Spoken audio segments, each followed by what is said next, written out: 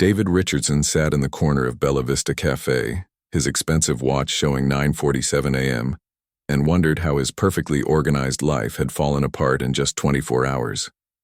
The crying in his arms wasn't stopping. If anything, baby Lily was getting louder. "Shh, please, sweetheart," he whispered, bouncing her gently the way he thought he'd seen other parents do. "Please stop crying." But Lily kept wailing, her tiny face red and scrunched up with whatever was bothering her. David had no clue what that might be. Yesterday morning, he'd been reviewing quarterly reports in his downtown office, making decisions that affected thousands of employees. Today, he couldn't even figure out why a 6-month-old baby was upset. His wife Jennifer was supposed to handle this. She was the one who knew about feeding schedules and diaper changes and why babies cried at specific times. But Jennifer was in the hospital, recovering from emergency surgery that had come out of nowhere. The doctors said she'd be fine, but she needed to stay another few days. Their usual nanny, Mrs. Chen, had called in sick with the flu just as David was getting ready to leave for the hospital that morning. "I can handle this," he'd told himself confidently, packing Lily's diaper bag. How hard can it be? Now he knew the answer. Very hard. The cafe was filling up with the morning crowd. Business people in sharp suits carried their coffee to tables, talking quietly about meetings and deals. A group of women in yoga clothes laughed over their green smoothies. Everyone looked so calm, so in control of their lives. David used to be one of them. "Wah, wah, wah!" Lily's cries echoed off the cafe's brick walls. A man in a navy suit at the next table glanced over with an annoyed expression. David tried to smile apologetically, but the man just shook his head and looked away. David's face burned with embarrassment. He wasn't used to being the person causing problems. Usually people treated him with respect. His company was worth millions. He'd been featured on magazine covers. But none of that mattered to Lily, and, clearly, none of it mattered to the annoyed customers around him. Maybe she's hungry, David thought, reaching into the diaper bag for a bottle. Jennifer had prepared several before her emergency surgery, with careful instructions written on sticky notes. "Room temperature," one note said. David felt the bottle. It seemed about right, but what did he know? He offered the bottle to Lily, but she turned her head away and cried even harder. Formula dripped onto his shirt, the same shirt that cost more than most people spent on clothes in a month. He didn't care about the shirt. He just wanted Lily to stop crying. "Come on, sweetie," he pleaded. "You liked this yesterday when Mommy gave it to you." But yesterday felt like a year ago. Yesterday, Jennifer had been there to translate Lily's different cries. "That's her hungry cry," she would say, or "she needs a diaper change," or "she just wants to be held." To David, all the cries sounded the same, loud and distressing. 2 women at a nearby table were whispering and looking in his direction. David caught fragments of their conversation. "Can't even control his own baby. If you can't handle children, don't bring them to public places." They probably never spent a day actually parenting. Each whisper felt like a knife. David had built his company from nothing, worked 18-hour days, made tough decisions that others couldn't make. But here, holding his crying daughter, he felt completely useless. He tried the pacifier next. Lily took it for exactly 3 seconds before spitting it out and resuming her wailing. The pacifier fell to the floor and rolled under the table. David leaned down to get it, trying to keep Lily balanced in his other arm. She didn't like the awkward position and cried even louder. "Sir?" A young barista appeared at his table, looking uncomfortable. "I'm really sorry, but some customers are complaining about the noise. Is there anything we can do to help?"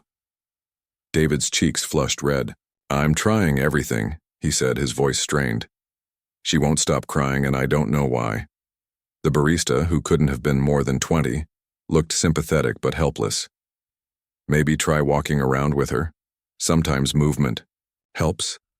David nodded gratefully and stood up, gathering the diaper bag and trying to balance everything while holding Lily. He walked slowly around the cafe, gently swaying as he moved.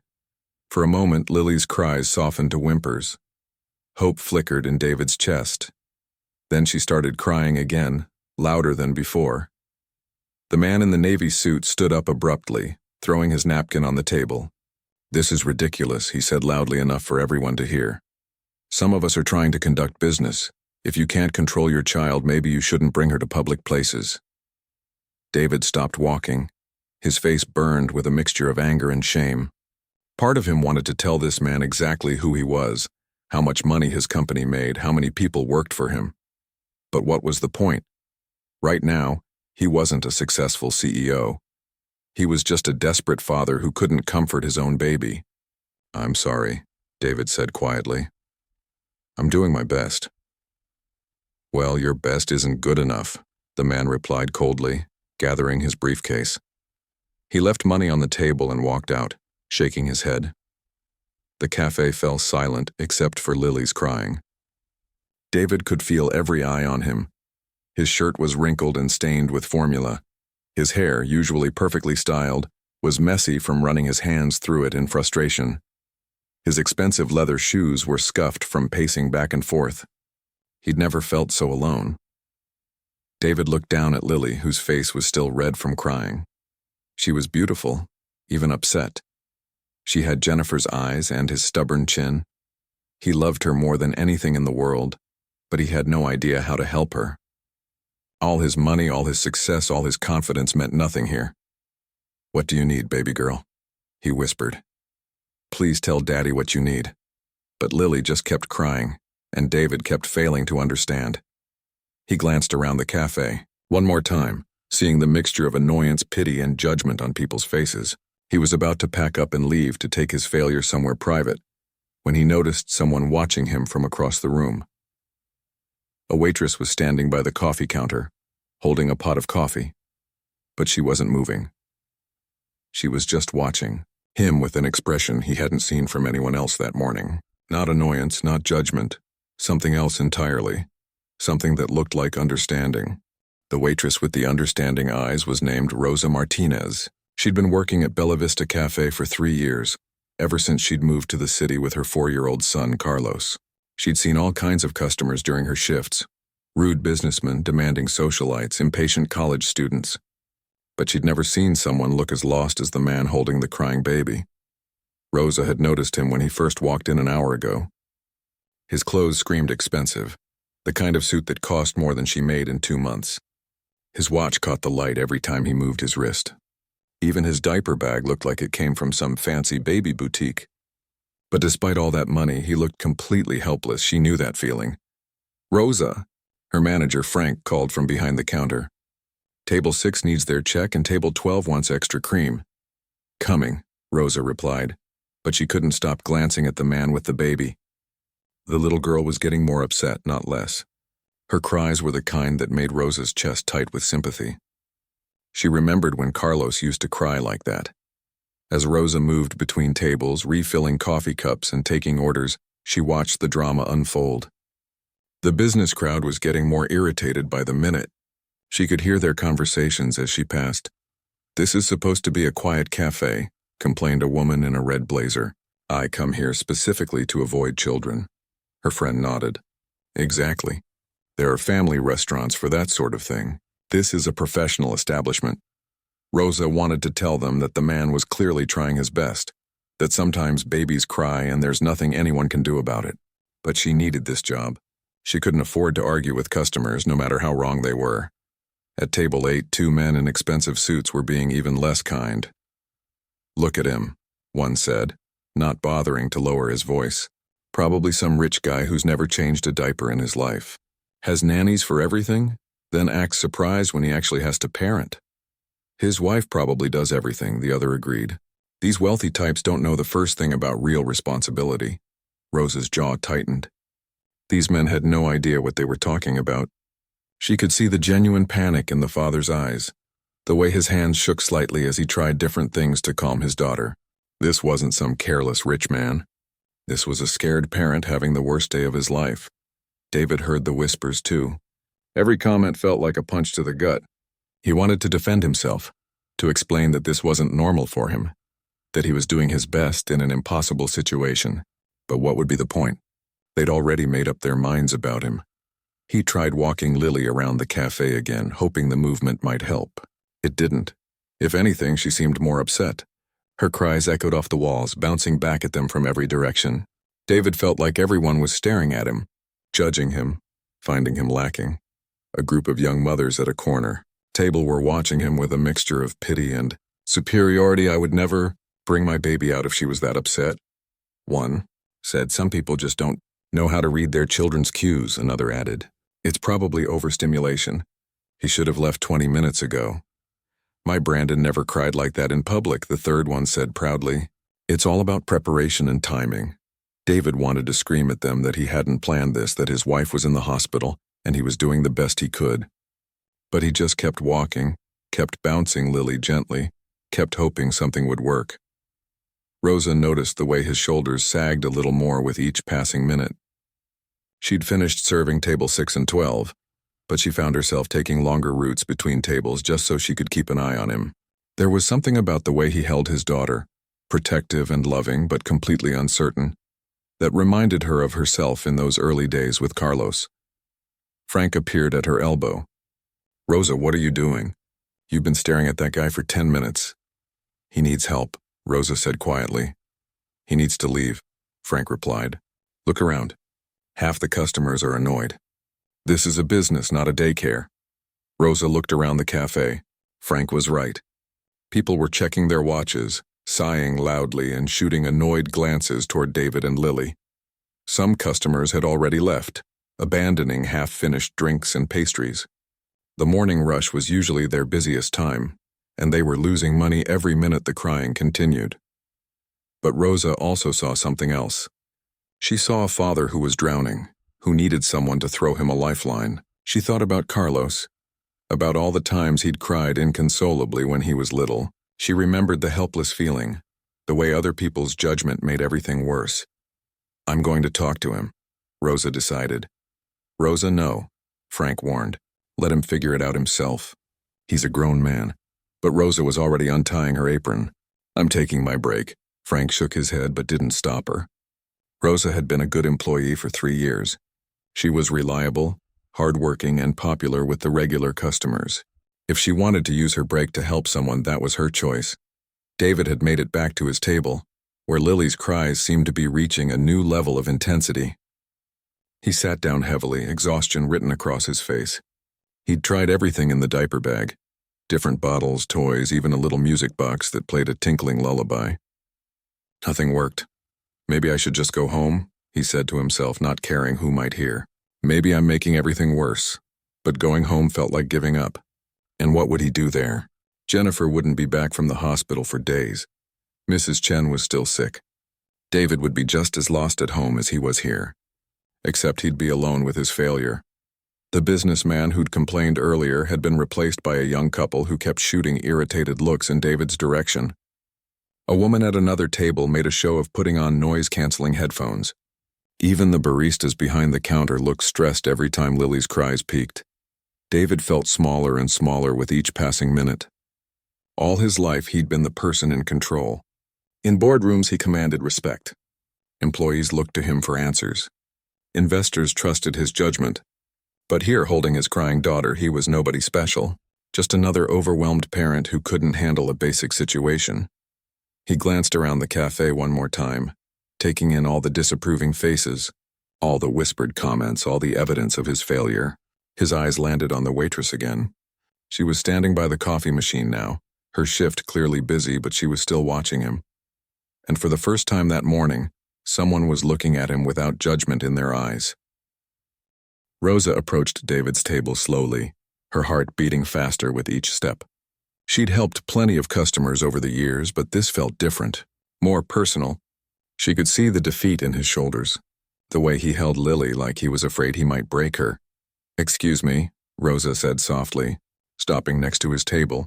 David looked up, expecting another complaint, another request for him to leave. His eyes were red with exhaustion and something that looked like tears he was trying not to shed.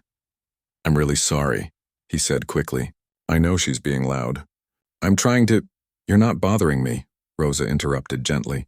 I was wondering if maybe I could help. David blinked in surprise. In the past hour, no one had offered help. Only complaints, judgment, and cold stares. Help how? Rosa glanced around the cafe. Most customers were still giving them annoyed looks, but Frank was busy with the morning rush and wouldn't notice if she spent a few minutes away from her tables. "May I sit down? Just for a moment." David nodded, too exhausted to question why a stranger would want to help him. Rosa slid into the chair across from him, setting down her coffee pot carefully. Up close, she could see how overwhelmed he really was. His expensive shirt had stains she hadn't noticed from across the room. His hair was messy from running his hands through it. But it was his eyes that told the real story. The look of a person who'd been confident their whole life and suddenly found themselves completely lost. "What's her name?" Rosa asked, looking at Lily with gentle eyes. "Lily," David replied. "She's 6 months old. I don't know what's wrong with her. She won't stop crying, and I've tried everything." Rosa studied Lily's red, scrunched-up face and listened to the rhythm of her cries. "Has she eaten recently?" "I tried giving her a bottle, but she wouldn't take it," David said. "My wife usually handles all this, but she's in the hospital and—" His voice cracked slightly. "It's okay," Rosa said quietly. "Being alone with a baby is scary, especially when you're not used to it. I remember that feeling." "You have children?" "A son, Carlos. He's 4 now, but when he was Lily's age..." Rosa shook her head, remembering. "There were nights I thought I'd never sleep again." He had colic, and nothing seemed to help. David felt a flicker of hope. "What did you do?" "Lots of things. Trial and error mostly. But I learned some tricks." Rosa looked at Lily again. "May I hold her?" Sometimes a new person can help when babies get overstimulated. David hesitated for just a moment. He didn't know this woman, but the kindness in her voice was the first genuine warmth he'd felt all morning. "Please," he said, carefully passing Lily to Rosa. Rosa took the baby with practiced ease, immediately adjusting her position. Instead of holding Lily facing outward like David had been doing, Rosa turned her so she was facing Rosa's chest. "Sometimes they get overwhelmed by too much visual stimulation," she explained softly. But Lily kept crying. Rosa didn't seem discouraged. She stood up slowly, supporting Lily's head perfectly, and began a gentle swaying motion. Not the bouncing David had been doing, but a slow rhythmic movement like a boat on calm water. "Shh, little one," Rosa whispered. Then she began to hum. It wasn't a song David recognized. The melody was simple, almost haunting, with a rhythm that seemed to match the swaying motion. Rosa's voice was soft but sure, like she'd sung the same tune 1,000 times before. Lily's cries began to soften. "What is that?" David asked in amazement. "A lullaby my grandmother taught me," Rosa replied, not stopping her gentle movement. "She sang it to my mother. My mother sang it to me, and I sang it to Carlos. Sometimes the old ways work best." As Rosa continued humming, something magical happened. Lily's cries turned to whimpers, then to quiet sniffles. Her tiny fists, which had been clenched tight, began to relax. David watched in wonder. "How are you doing that?" "It's not magic," Rosa said with a small smile, still swaying gently. "Babies can feel when you're calm and confident. You were trying so hard to make her stop crying that your stress was making her more upset. Sometimes you have to find your own peace first." Rosa continued the lullaby, her voice barely above a whisper. She moved her free hand in slow circles on Lily's back, a technique she'd learned during those long nights with Carlos. When babies cry like this, they're usually overstimulated or overtired. All the noise and new faces and bright lights, it's too much for their little systems. Lily's breathing began to slow. Her eyelids fluttered as she fought against sleep. She's been around strangers all morning, David realized. People staring at her, different voices, all the cafe noise. "I never thought about that." "Why would you?" Rosa asked kindly. "You don't learn these things until you have to. I certainly didn't know any of this before Carlos came along." The cafe around them seemed to quiet as well. Other customers had noticed that the crying had stopped and were looking over with surprise. Some seemed relieved, others curious about what the waitress had done that the father couldn't. "My grandmother always said babies are like little sponges," Rosa continued, her voice soothing even to David. "They soak up everything around them, emotions, energy, stress. When you're panicked, they feel it. When you're calm, they feel that too." Lily's eyes finally closed. Her breathing evened out into the peaceful rhythm of sleep. The cafe, which had been filled with tension and crying just minutes before, now felt calm. Rosa continued swaying for another minute. making sure Lily was truly asleep before carefully settling back into her chair. She kept the baby cradled against her chest, supporting her head with practiced skill. "I can't believe you did that," David whispered, afraid to speak too loudly and wake Lily. "I tried for over an hour." "You were trying everything except the thing she actually needed," Rosa explained softly. "Sometimes babies just need to feel safe and calm. Your wife probably does this naturally. Mothers often develop these instincts, but it can be learned." David looked at Rosa with new respect. When he'd first noticed her, he'd seen just a waitress, someone working a service job, probably without much education or experience.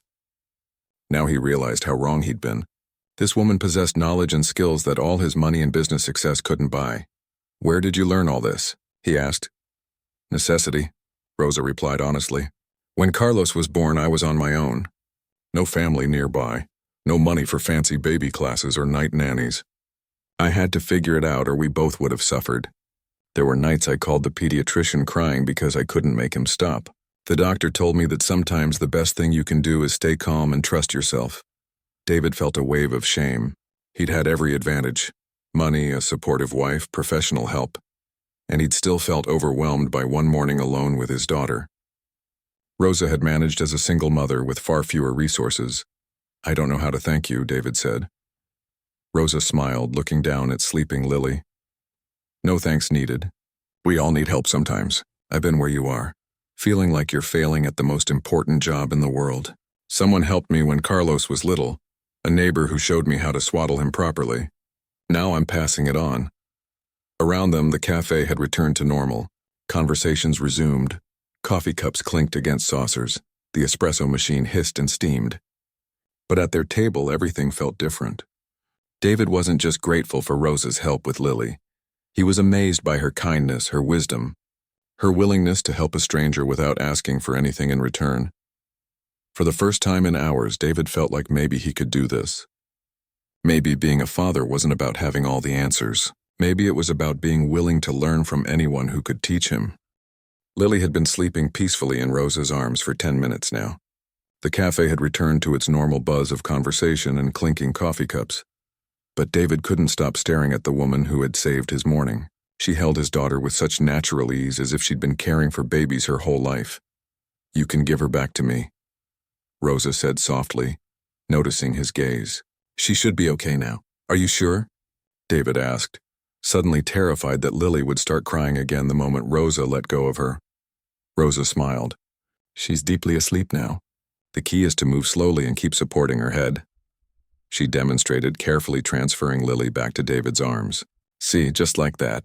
David held his breath as Lily settled against his chest. She stirred slightly but didn't wake up. For the first time all morning, he felt like he was holding his daughter correctly. "I don't understand how you knew exactly what to do," David said, still speaking in whispers. "Practice," Rosa replied, settling back into her chair. "Lots and lots of practice." She glanced around the cafe, checking on her other tables. Frank was behind the counter, making drinks for the lunch crowd that would start arriving soon. Her break time was almost over, but something about this man and his baby made her want to stay a little longer. "Tell me about your son," David said. "Carlos, right?" Rosa's face lit up immediately. "He's 4. Started preschool this year, which he loves. He's smart, curious about everything. Asks me about 1,000 questions every day." She paused, her expression growing more serious. "But he has asthma, so some days are harder than others. That must be difficult." "It can be scary," Rosa admitted, "especially at night when he has trouble breathing. I've rushed him to the emergency room more times than I want to count. But we manage." David noticed she said we, not I have help or his father and I. "Is it just the two of you?" Rosa nodded. "His father left when Carlos was a baby. Said he wasn't ready to be tied down, especially not to someone with medical bills." There was no bitterness in her voice, just matter-of-fact acceptance. "Honestly, we're better off without him. Carlos and I make a good team." David felt a stab of guilt. He'd been complaining about one difficult morning when Jennifer was in the hospital for a few days. "Rosa had been managing alone for years. How do you do it?" he asked. "Work and take care of him and..." "Everything." Rosa shrugged. "You do what you have to do. I work here in the mornings, then I have an evening job cleaning offices. Carlos stays with a neighbor after preschool until I get home around 9. That's 2 jobs, David said, doing quick math in his head. When do you sleep? When I can, Rosa laughed, but it sounded tired. Usually a few hours after Carlos goes to bed, then up early for the morning shift here.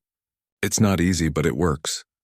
David looked at this woman with growing amazement. She was probably close to his age, but she carried responsibilities he'd never had to imagine. 2 jobs, a sick child, no partner to share the load. Yet she'd taken time from her break to help a stranger without asking for anything in return. What did you do before Carlos was born? David asked. I was in college, actually, studying to be a teacher. Rosa's eyes grew distant. I was in my junior year when I got pregnant. Had to drop out to work full-time when he was born. The medical bills from his asthma treatments. Well, teacher college loans weren't going to pay themselves. Do you ever regret it? Not finishing school? Rosa looked down at sleeping Lily, considering the question. I regret not having more options, she said finally. I regret that Carlos has to spend so much time with babysitters because I'm working. I regret that when he asked me to help with homework, sometimes I'm too tired to think clearly. But regret having him? Never. David felt something shift in his chest. All his life, he'd been surrounded by people who made decisions based on profit margins and strategic advantage. Rosa had made the biggest decision of her life based purely on love, accepting whatever hardships came with it. Are you still interested in teaching? He asked. Actually, I'm studying to be a nurse now, Rosa said, her voice brightening slightly. Online classes when Carlos is asleep or at school. It's taking forever because I can only afford 1 or 2 classes each semester, but I'll get there eventually. How long have you been studying? 2 years so far. At this rate, I'll probably finish in another 3 or 4 years. But nursing pays better than teaching, and with Carlos's medical needs, I want to understand more about healthcare. She paused. Plus, there are scholarships for single mothers and nursing programs. Not many, but some. David found himself hanging on every word. In his business world, people talked about 5-year plans and quarterly goals. Rosa was thinking in terms of decades, slowly building a better life for herself and her son through pure determination. It sounds like you're an amazing mother, David said sincerely. Rosa blushed slightly. I just do what needs to be done, same as you're doing now. No, this morning proved I have no idea what I'm doing, David admitted. Without you, I would have spent the whole day with a crying baby, feeling like a complete failure. You're not a failure, Rosa said firmly. You're learning. There's a difference. Every parent has moments like this, especially in the beginning. The fact that you brought her out of the house, that you kept trying different things to comfort her, that shows you care. That's what matters. David looked down at Lily, still sleeping peacefully against his chest. My wife makes it look so easy. She always knows exactly what Lily needs, exactly when she needs it. How long has your wife been doing this? 6 months. Since Lily was born. So she has 6 months of practice and you have... Rosa smiled. How many hours? About 4. David said, feeling sheepish. Then you're not doing badly at all. Your wife didn't magically know everything when Lily was born. She learned through experience, just like you're learning now. Rosa checked her watch and sighed. I need to get back to work soon. The lunch crowd will be here any minute. David felt a pang of disappointment. This conversation was the first normal human interaction he'd had in months. In his business life, everyone wanted something from him. Investments, partnerships, jobs, favors. Rosa had helped him without knowing who he was or what he could offer in return. Rosa, he said, not sure how to express what he was feeling. I can't thank you enough for what you did. You saved my whole day. Anyone would have done the same thing, Rosa said, but David knew that wasn't true. He'd been sitting in this cafe for over an hour, surrounded by people who could have helped but chose not to. No, they wouldn't have, he said quietly. Most people saw a problem they wanted to avoid. You saw someone who needed help? Rosa stood up, smoothing down her apron. Well, Carlos has taught me that sometimes the smallest act of kindness can change someone's whole day. I've been on the receiving end of that kindness before. As she prepared to return to work, David realized he didn't want this conversation to end.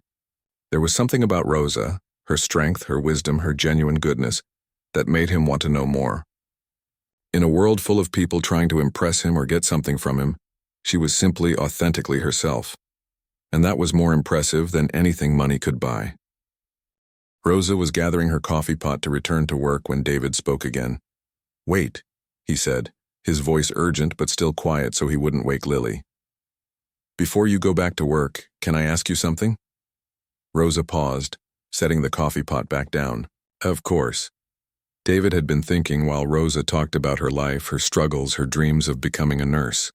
An idea was forming in his mind, something that felt both crazy and completely right at the same time. "How much does your nursing program cost?" he asked. Rosa looked puzzled. "Why do you want to know?" "Just humor me." "How much?" Rosa hesitated. She'd never told anyone the exact numbers before. It felt too personal, too revealing of just how impossible her situation sometimes seemed. "The whole program is about $15,000, she said finally. "I've paid for maybe 3,000 worth of classes so far." David nodded, doing calculations in his head. $15,000. He spent more than that on his car insurance every year. He'd paid twice that for the watch on his wrist. "And your evening job," David continued. "The office cleaning. How much does that pay?" "David, why are you asking me this?" Rosa looked uncomfortable now. David realized he didn't even know her last name, but she felt more real to him than most people he considered friends. "Because," he said, taking a deep breath, "I want to help you." "Help me how?" David looked down at Lily, still sleeping peacefully in his arms. This morning he'd been a successful businessman who couldn't handle one crying baby. Rosa had shown him that there were things more valuable than money: kindness, wisdom, the ability to stay calm in a crisis. Things that couldn't be bought but could be shared. "I want to pay for your nursing school," David said quietly. Rosa stared at him. "What?" "I want to pay for the rest of your program. All of it. And I want to offer you a job." "David, you don't even know me," Rosa said, sitting back down heavily. "We met an hour ago." "I know enough," David replied. "I know you're smart, hardworking, and kind. I know you're a good mother. I know you helped a complete stranger without asking for anything in return. I know you have dreams, and you're willing to sacrifice to reach them." Rosa shook her head. "I can't accept charity." "It's not charity," David said, his voice growing more confident as the plan formed in his mind. "It's a job offer. I need someone to help with Lily while Jennifer recovers. Not just a babysitter. Someone who can teach me what you know about parenting. Someone I can trust." "You don't know anything about me," Rosa protested. "I could be anyone. You could be someone who takes advantage of rich people." David smiled. "Rosa, you just spent your break helping me for free when you could have ignored me like everyone else did. If you were looking to take advantage of someone, you would have asked for money already." Rosa was quiet, staring at her hands. The lunch crowd was starting to arrive, and Frank would be looking for her soon. But she couldn't wrap her mind around what David was proposing. "I don't understand," she said finally. "Why would you do this?" David thought about how to explain it. All his life, he'd made business decisions based on profit and loss, risk and reward. But this wasn't a business decision. This was something deeper. "Because you gave me something this morning that money can't buy," he said. "You showed me that being a good parent isn't about having all the answers. It's about being willing to learn, to ask for help, to stay calm when everything feels chaotic. You have skills I need to learn, and I have resources that could help you reach your goals. It seems like we could help each other." "But I'm just a waitress," Rosa said. "No, you're not," David replied firmly. "You're a mother who's raised a child, on your own while working 2 jobs and going to school. You're someone who can calm a crying baby when no one else can. You're someone who chooses kindness over judgment. That's worth more than any degree or job title." Rosa felt tears prick her eyes. She'd spent so long thinking of herself as someone struggling to keep up, someone who didn't have enough education or money or opportunities. To hear someone describe her with such respect, such admiration, felt overwhelming.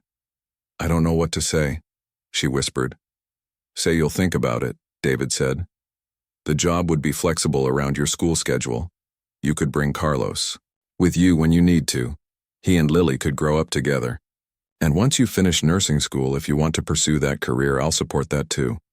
Frank appeared at their table, looking stressed. Rosa, I'm sorry to interrupt, but we really need you back on the floor.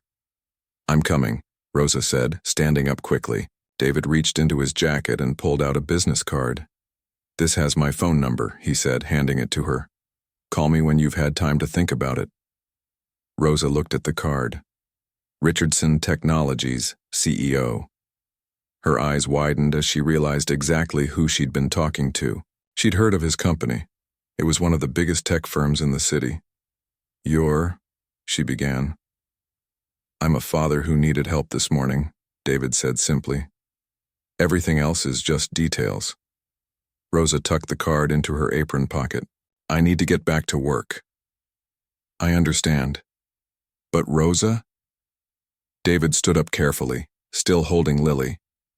Thank you for everything. Today could have been one of the worst days of my life.